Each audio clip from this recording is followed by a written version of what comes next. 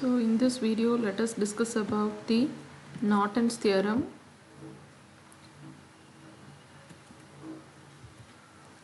So Norton's theorem, it states that when we have a linear circuit, so that linear circuit can be replaced by Norton's equivalent circuit, which consists of a current source with a value of IN in parallel with an impedance Zn. So Zn is called as Norton's impedance and IN is called as Norton's current. So that is given in this equivalent circuit. So here we have a linear circuit which has terminals A and B. So this linear circuit can be replaced by this equivalent circuit which is called as Norton's equivalent circuit. So Norton's equivalent circuit, it consists of a current source with the value of IN and an impedance Zn which is connected in parallel with this current source. Now this current source is called as short circuit current, right? IN is the short circuit current. Now similar to Thevenin's theorem, this Norton's theorem also consists of different equivalent circuits for different values of frequencies.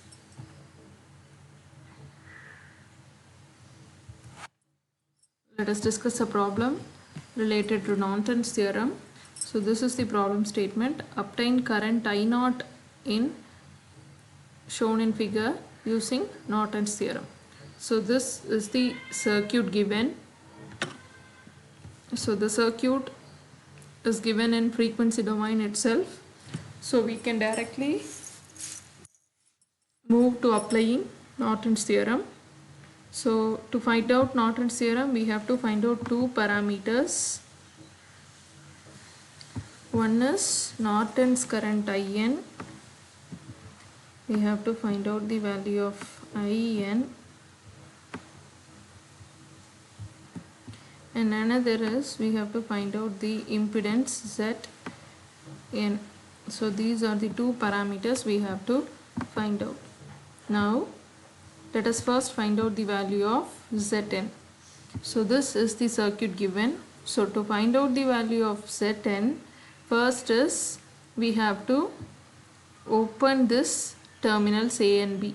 So here we have a resistor and an inductor connected here. So AB terminal will be open circuited. And this voltage source will be short circuited and current source will be open circuited to find out the value of Zn. Right?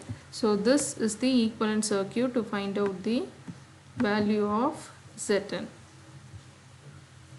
Equivalent circuit to find out the value of Zn. The terminals A and B is open circuited.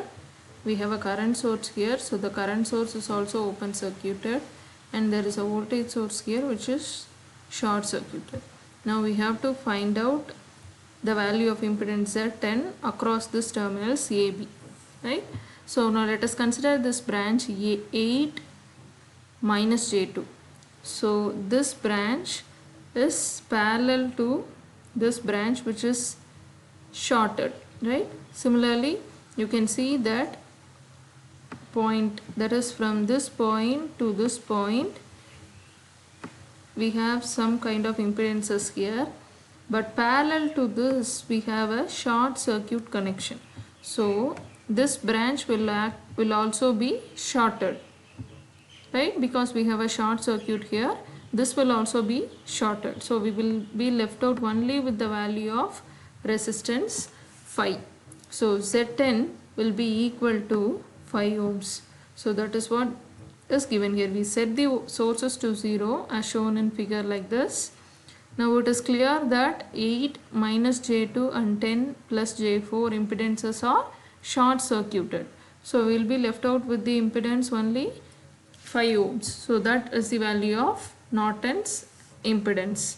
Next step is we have to find out the value of IN. We have to find out the current IN across this terminals AB, right? So this AB terminals will be short circuited now, right? We have to find out the short circuit current. So this will be shorted here, and this is the circuit, equivalent circuit.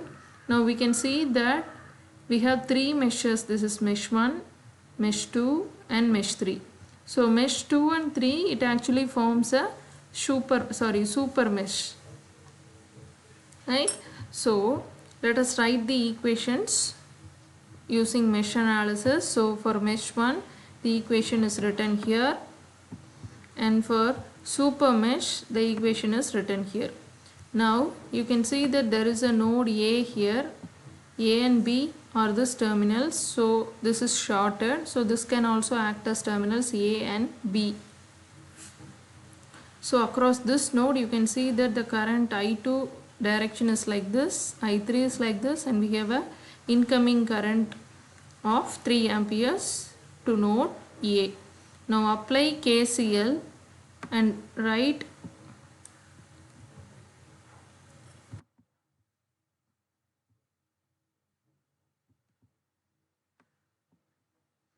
KCL and write the node equations, right?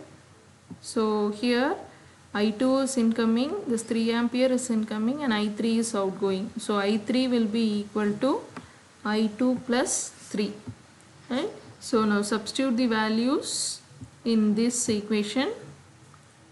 Instead of I3, substitute it as I2 plus 3 and simplify the equation. So from that we will get the value of I2, then find out the value of I3. So I3 is equal to IN. From this diagram we can see that I3 is equal to IN. So if we find out the value of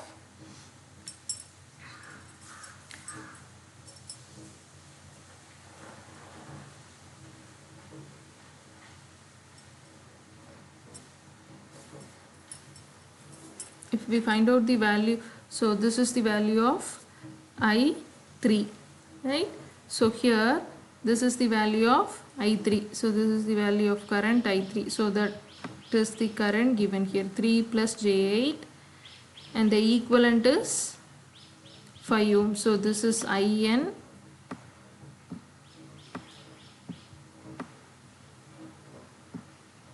and this is Zn. So this is the equivalent circuit across the terminals AB. So we have taken terminals AB. So AB is open circuited to find out Zn, and AB is short circuited to find out the value of IN. Now this is the equivalent circuit, Norton's equivalent circuit. Norton's equivalent circuit. Now if we have to find out the value of I0, how can we find I0? By applying the current division, right? So we have two branches here. This is the total current source. So across this branch is I0. So I0 is equal to opposite resistance by sum of the opposite impedance by sum of the impedances into the total current source. So that is what is given here, 5 by 5 plus 20 plus J15 into IN. So we'll give you the value of I0. So this is how we find out the equivalent circuit using Norton's theorem. Find out current IN by short circuiting the terminals. Find out Zn, that is Norton's impedance, by open circuiting the terminals, and draw the equivalent circuit and find out the necessary parameters asked in the problem.